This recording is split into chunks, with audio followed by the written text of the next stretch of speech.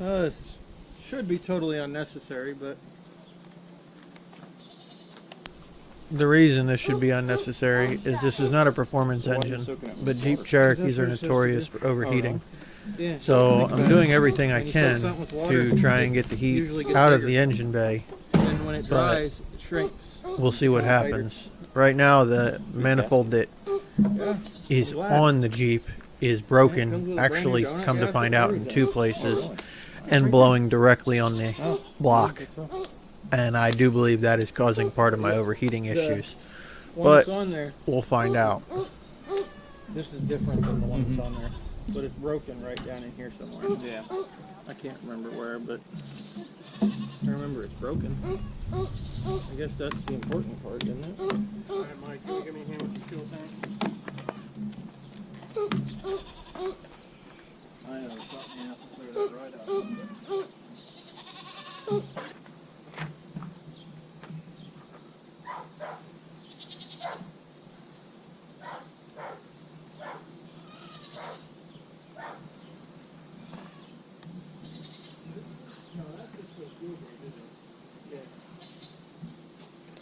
I mean, all I gotta do now is just rest some tires.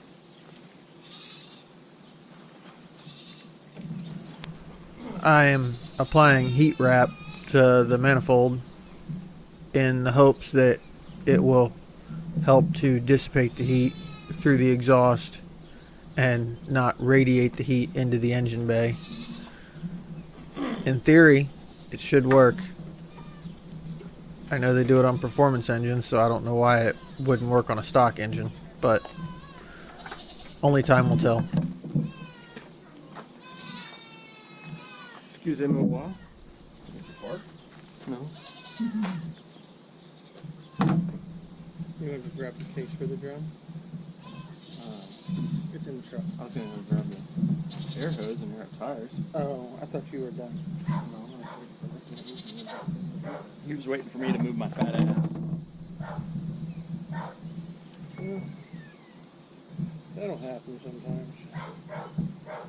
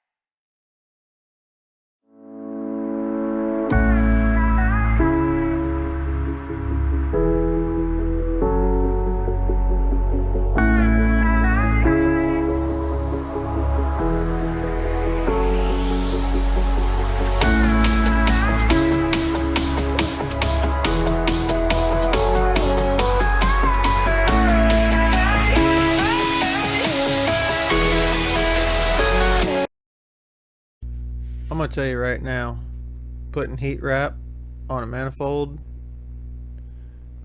it's a pain in the butt.